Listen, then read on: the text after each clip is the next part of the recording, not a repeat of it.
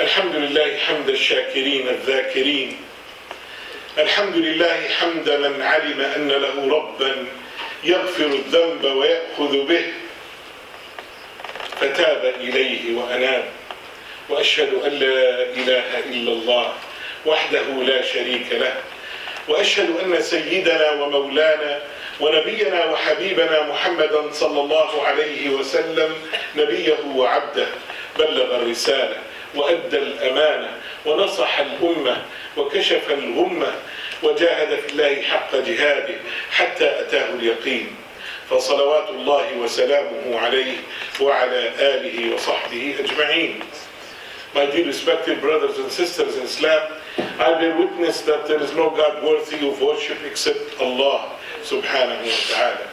And I bear witness that Muhammad sallallahu alayhi wa sallam is his prophet and messenger. Allah subhanahu wa ta'ala says in the Quran, وَجَاءَ رَبُّكَ وَالْمَلَكُ صَفًّا صَفًّا وَجِيءَ يَوْمَئِذٍ بِجَهَنَّمَ يومئذ يتذكر الإنسان وأنى له الذكرى. We finished Ramadan, alhamdulillah. Alhamdulillah that Allah subhanahu wa ta'ala extended our lives until we were in Ramadan and until we finished Ramadan, until we were able to pray, we were able to fast, we were able to make qiyam, and we were able to give the sadaqat.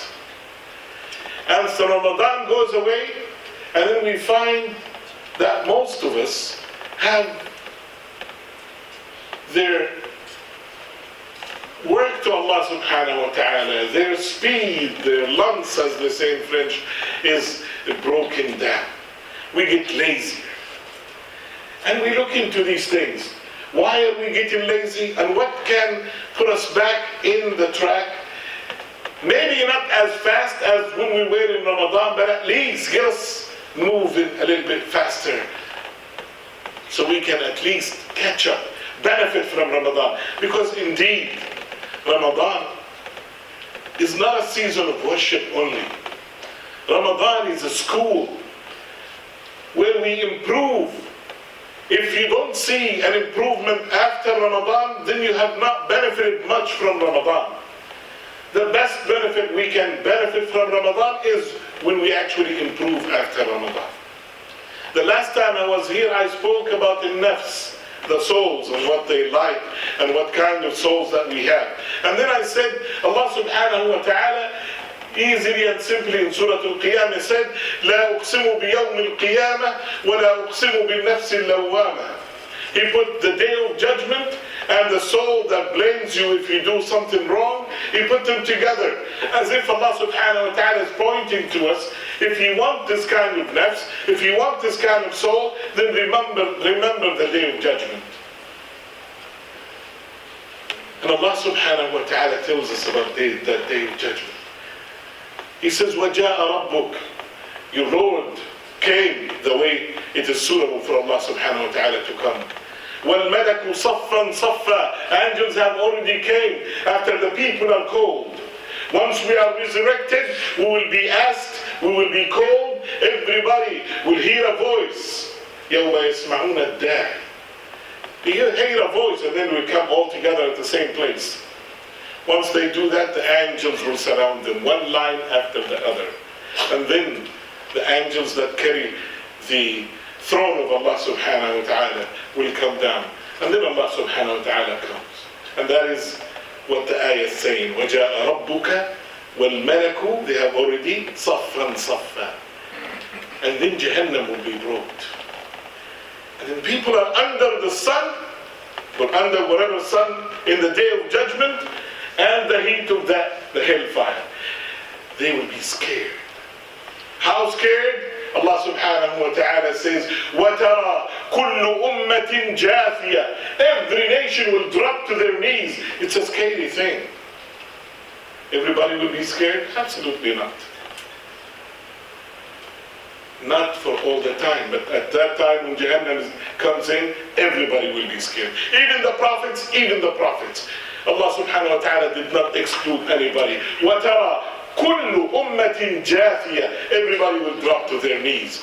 It's too hot. They cannot take it. It's too long. 50,000 سنة. What are we going to do? Let's find somebody to intercede. Let this judgment start, even if Allah subhanahu wa ta'ala will throw us in the hellfire. That's what they start saying. And then they come to Adam alayhi salam. Let's go to Adam. He is the father of all humanity. They go to Adam and he says, this is not a job for me. Go to Nuh. And Nuh tells them the same thing. This is not a job for me. Go to Ibrahim. And they go to Ibrahim and Musa and Isa alayhi salam.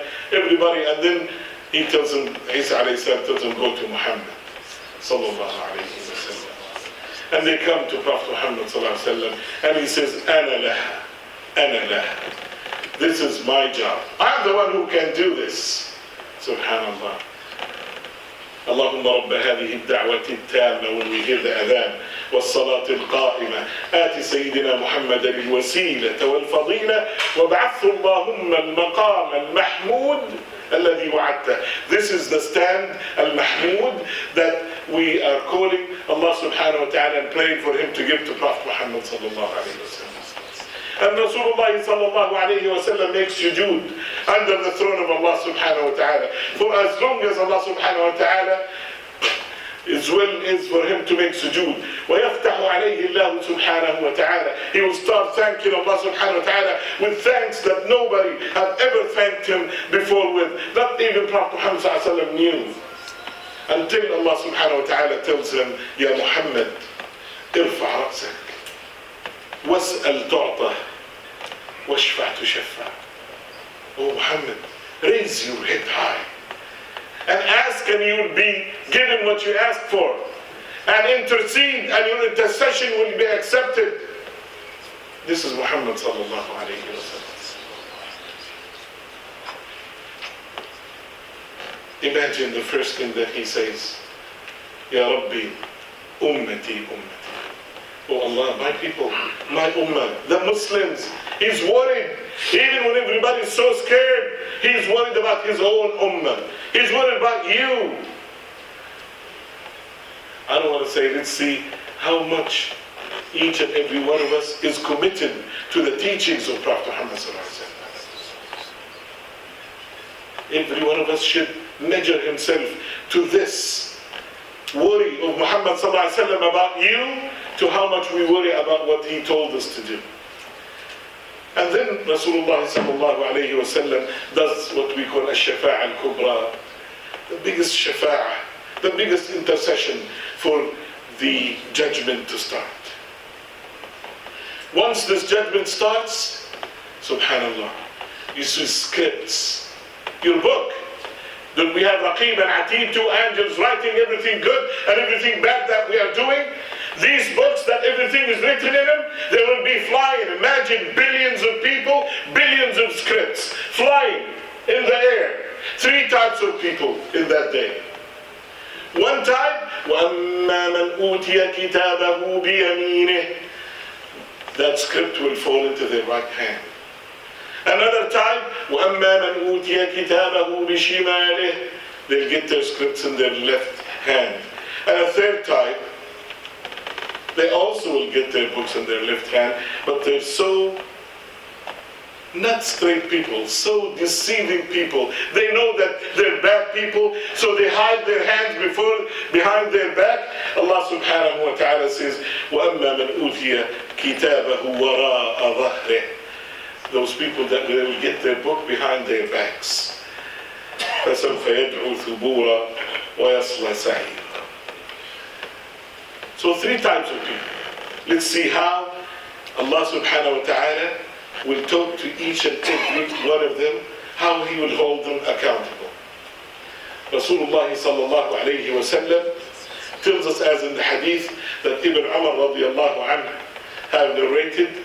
I'm going to mix between this hadith and what Imam Qurtubi, one of the greatest mufassirin, have said. You're standing in front of Allah subhanahu wa ta'ala. Everybody standing with us. Billions of people. You hear a name. Your name and your father's name. Ahmad ibn Muhammad. Imagine how many Muslims their name is Ahmad Muhammad. Billions, probably. Yet, the specific Ahmad, the son of Muhammad, and I understand. Our grandmothers used to tell us probably that you'll be called by your mother's name. That is not a correct hadith. It's not an authentic hadith. The authentic hadith is you will be called by your name and your father's name. As Ibn Umar radiallahu anhu narrated in Bukhari. Ahmad ibn Muhammad, there are so many Ahmad ibn Muhammads. I remember one of my friends from Sudan, his name is Ahmad Muhammad Ali. Every time he goes to his country, he'll stop.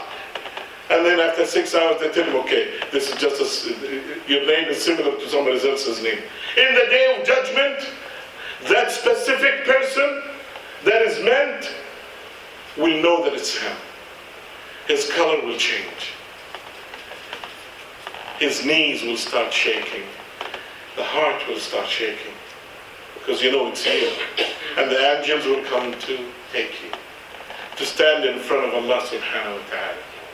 Now let's see the first kind. The kind that I ask Allah subhanahu wa ta'ala that we all today here that will be among. As in the hadith, يُدْنِ اللَّهِ subhanahu wa ta'ala عَبْدِهِ. Allah subhanahu wa ta'ala will get you closer. And then He will put a veil. Kanif. Put a veil so nobody else can hear the bad things that you have done.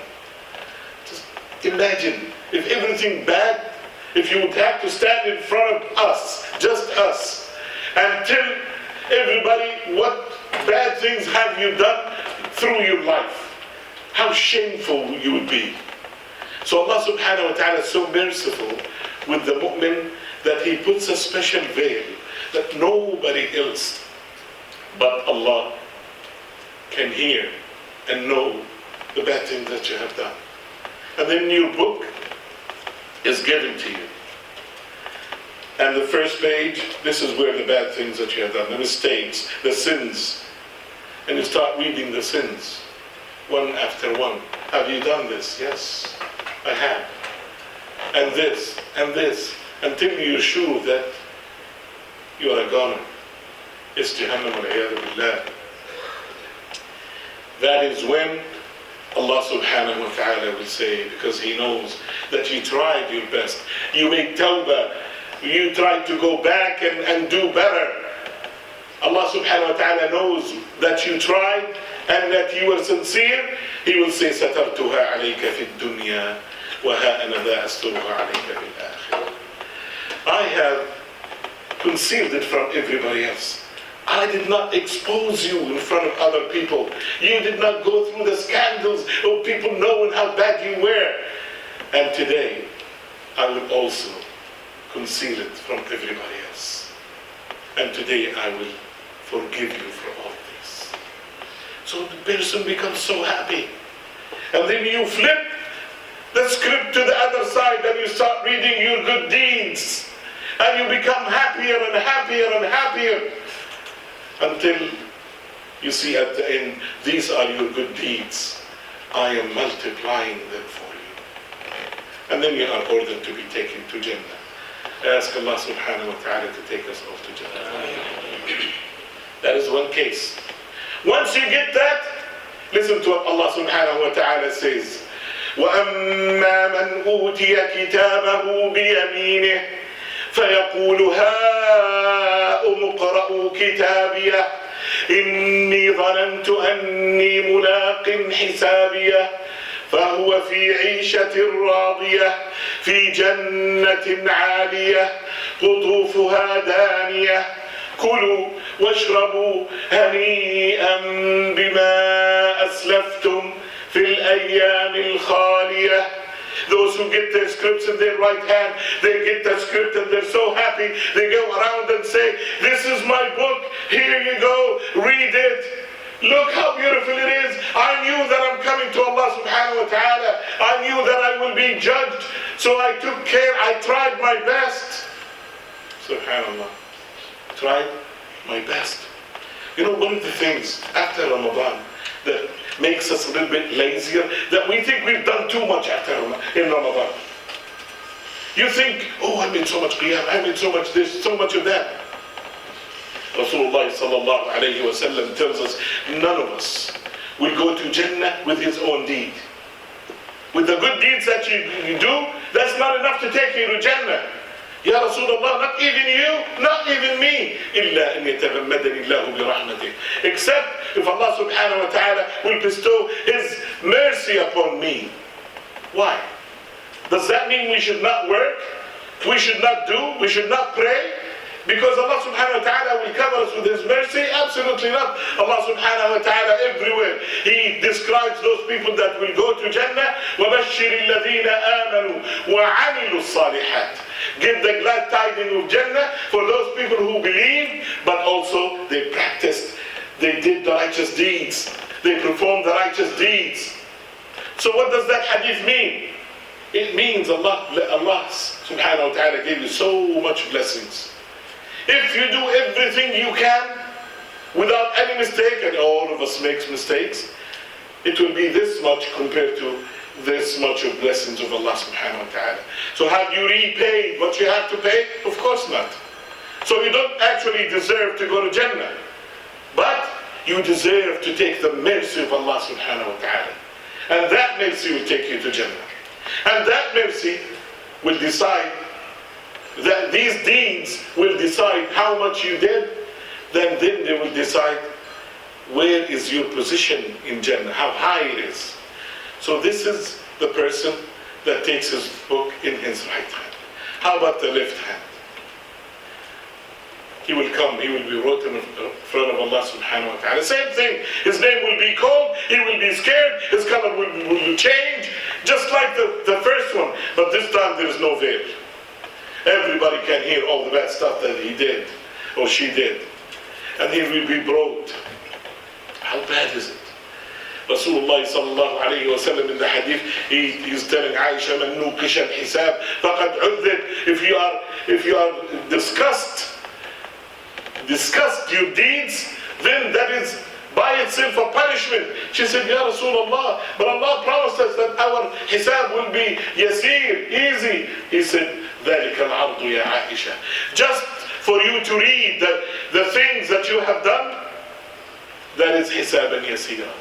That is an easy way. But if there is a discussion, then that is a way of adhab wal-iyadu billah. To the point that some scholars said that we would feel so shy if that is discussed, that some people, their own flesh will drop.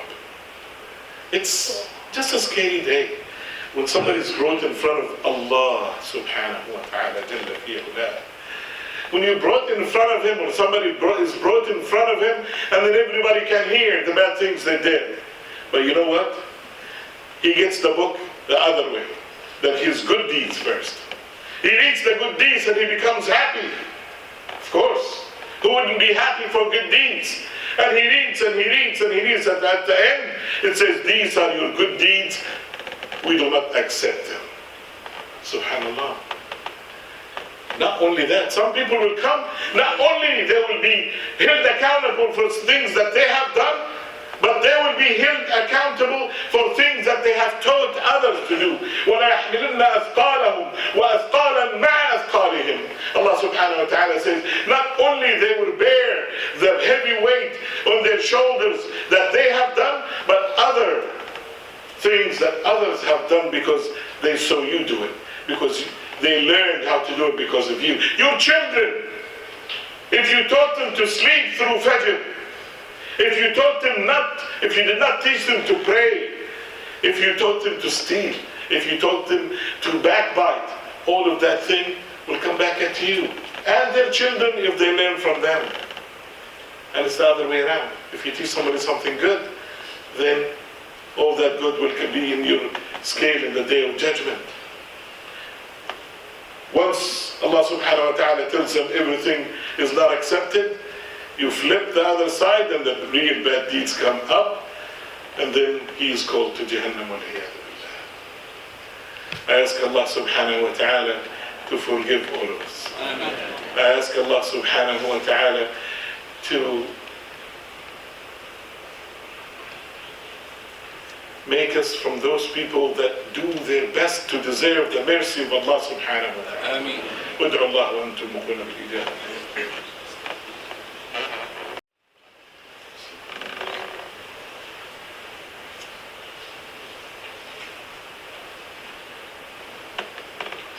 بسم الله والحمد لله والصلاة والسلام على رسول الله وعلى آله وصحبه ومن والاه.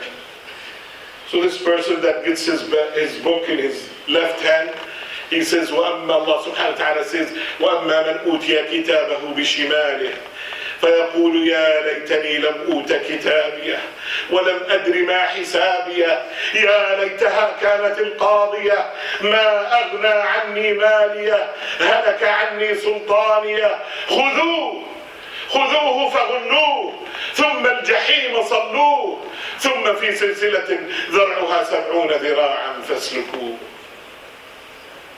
He will say, I wish I never knew. I wish I just vanished after I died. And then he will be ordered to the hellfire, wal-'iyadhu billah. My dear respected brothers, I am telling you this story, not just to remember it as a story. I'm trying to show you, as Rasulullah sallallahu alayhi wa sallam have showed us exactly what the result is.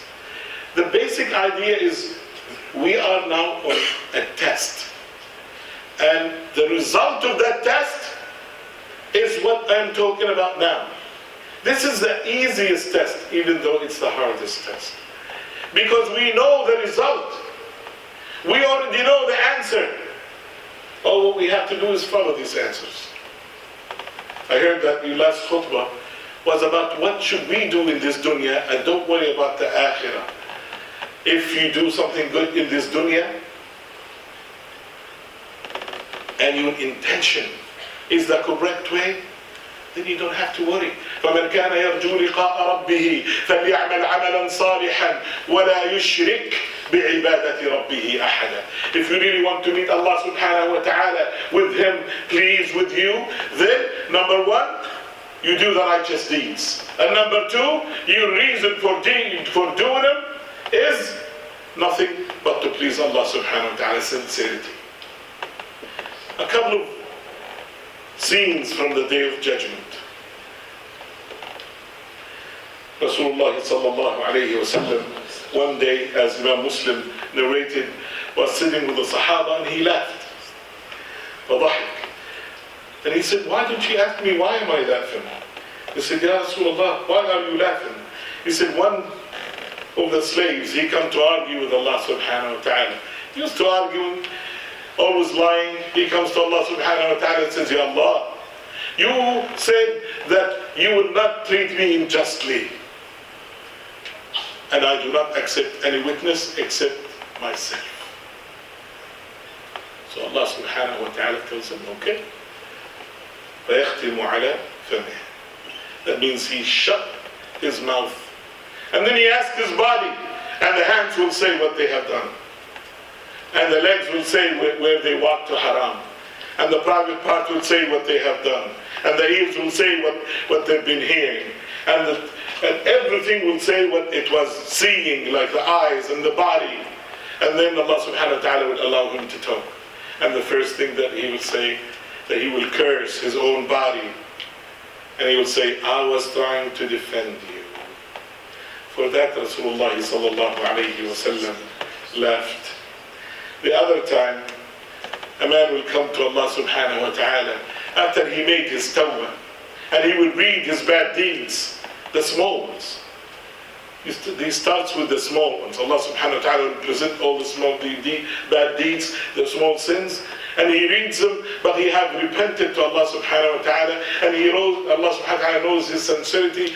Allah subhanahu wa ta'ala will tell him at the end, we have changed all of these from bad deeds to good deeds.